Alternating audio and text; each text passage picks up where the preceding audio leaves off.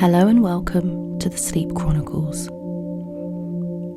Today, I'll be reading you the first chapter from Alice's Adventures in Wonderland. So please sit back, relax, and enjoy the story.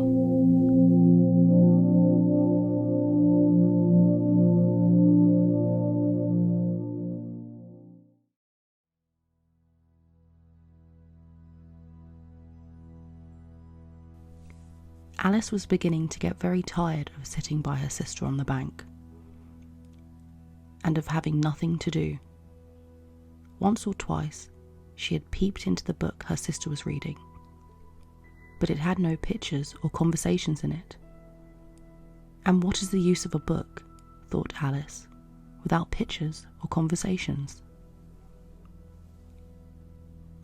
So she was considering in her own mind, as well as she could, for the hot day made her feel very sleepy and stupid, whether the pleasure of making a daisy chain would be worth the trouble of getting up and picking the daisies, when suddenly a white rabbit with pink eyes ran close by her. Nor did Alice think it so very much out of the way to hear the rabbit say to itself, oh dear, I shall be late." When she thought it over afterwards, it occurred to her that she ought to have wondered at this, but at the time it all seemed quite natural. But when the rabbit actually took a watch out of its waistcoat pocket and looked at it and then hurried on, Alice started to her feet, for it flashed across her mind that she had never before seen a rabbit with either a waistcoat pocket or a watch to take out of it. And burning with curiosity, she ran across the field after it, and fortunately was just in time to see it pop down a large rabbit hole under the hedge.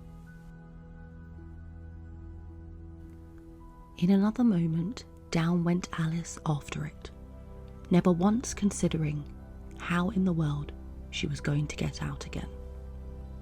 The rabbit hole went straight on like a tunnel for some way, and then dipped suddenly down, so suddenly that Alice had not a moment to think about stopping herself before she found herself falling down a very deep well. Either the well was very deep, or she fell very slowly, for she had plenty of time as she went down to look about her and to wonder what was going to happen next. First, she tried to look down and make out what she was coming to, but it was too dark to see anything. Then she looked at the sides of the well and noticed that they were filled with cupboards and bookshelves.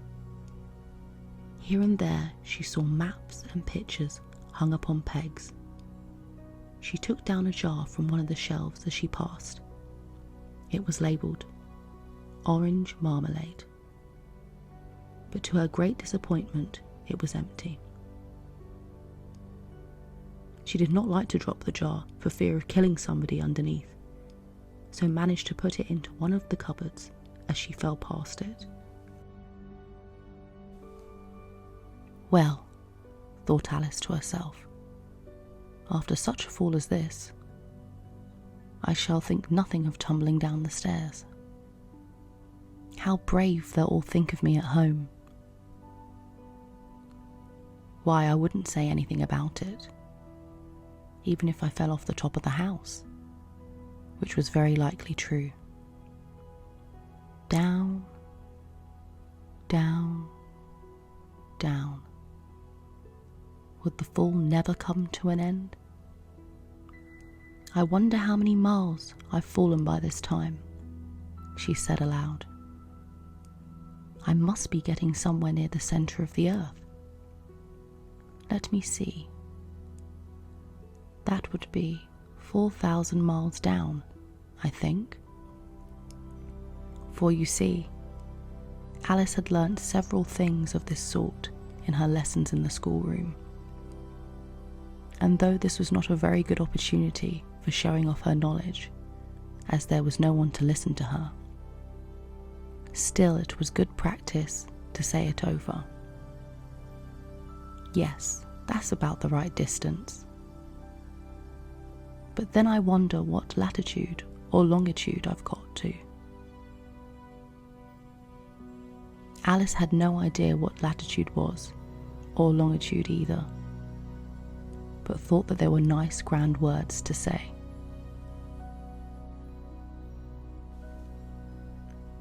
Presently she began again. I wonder if I shall fall right through the earth. How funny it'll seem to come out among the people that walk with their heads downward. The antipathies, I think. She was rather glad there was no one listening this time, as it didn't sound at all the right word. But I shall have to ask them what the name of the country is, you know. Please, ma'am, is this New Zealand or Australia? As she tried to curtsy as she spoke. Fancy curtsying as you're falling through the air. Do you think you could manage it? And what an ignorant little girl she'll think me for asking. No, it'll never do to ask. Perhaps I shall see it written up somewhere.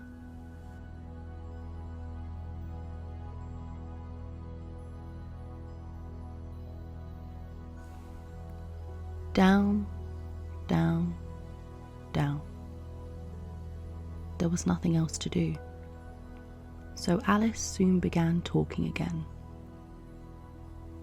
Dinah will miss me very much tonight, I should think. Dinah was the cat. I hope they'll remember her saucer of milk at tea time. Dinah, my dear, I wish you were down here with me. There are no mice in the air, I'm afraid, but you might catch a bat. And that's very like a mouse, you know. But do cats eat bats, I wonder? And here Alice began to get rather sleepy and went on saying to herself in a dreamy sort of way, do cats eat bats? Do cats eat bats? And sometimes, do bats eat cats? For you see, as she couldn't answer either question, it didn't much matter which way she put it. She felt that she was dozing off and had just begun to dream that she was walking hand in hand with Dinah and saying to her very earnestly, now Dinah, tell me the truth. Did you ever eat a bat? When suddenly, thump, thump, down she came upon a heap of sticks and dry leaves, and the fall was over.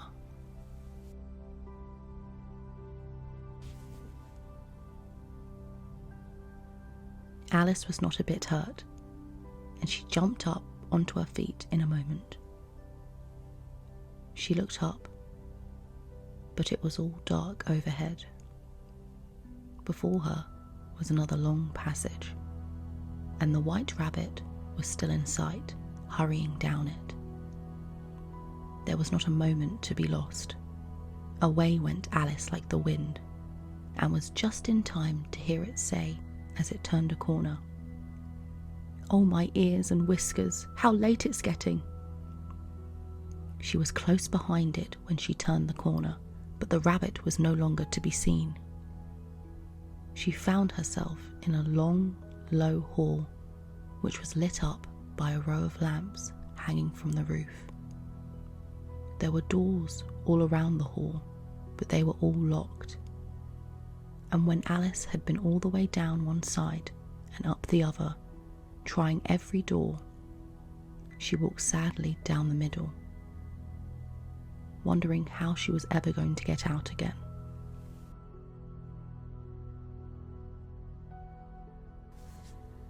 Suddenly, she came upon a little three-legged table, all made of solid glass. There was nothing on it except a tiny golden key, and Alice's first thought was that it might belong to one of the doors of the hall.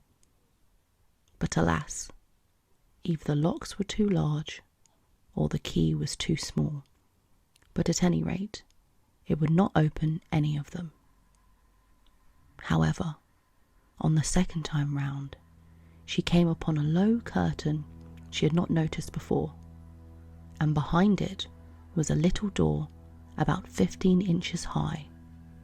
She tried the little golden key in the lock, and to her great delight, it fitted.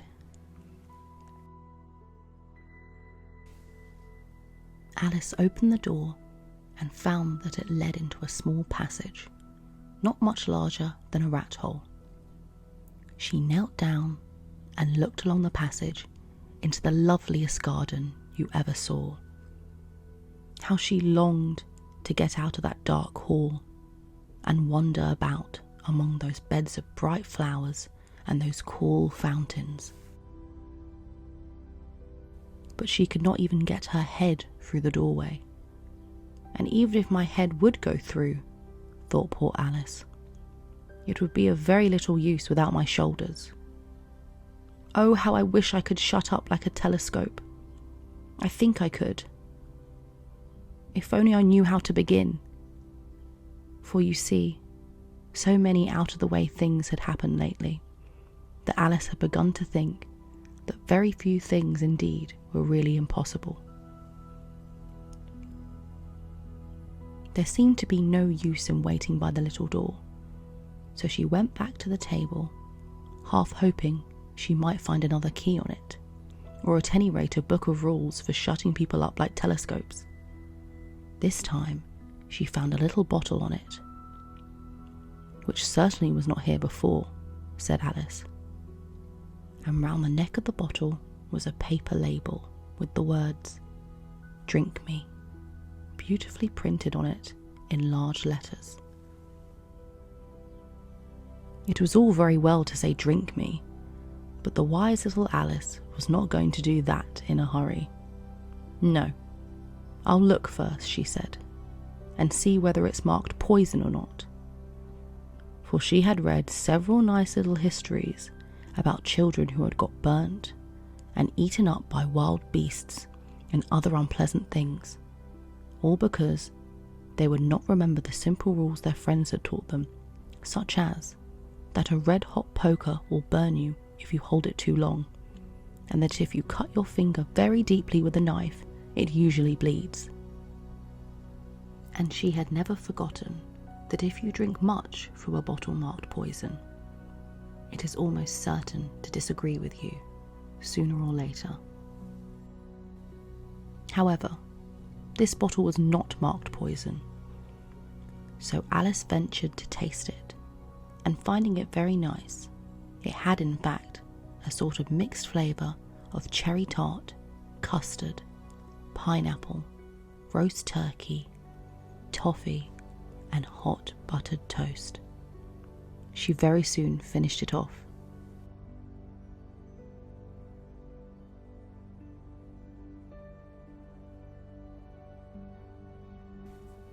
"What a curious feeling," said Alice. "I must be shutting up like a telescope." And so it was indeed. She was now only 10 inches high, and her face brightened up at the thought that she was now the right size for going through the little door into that lovely garden. First, however, she waited for a few minutes to see if she was going to shrink any further. She felt a little nervous about this, for it might end, you know, said Alice to herself, in my going out altogether, like a candle. I wonder what I should be like then. And she tried to fancy what the flame of a candle is like after the candle is blown out, for she could not remember ever having seen such a thing. After a while, finding that nothing more happened, she decided on going into the garden at once. But alas for poor Alice, when she got to the door, she found that she had forgotten the little golden key. And when she went back to the table for it, she found she could not possibly reach it. She could see it quite plainly through the glass, and she tried her best to climb up one of the legs of the table, but it was too slippery.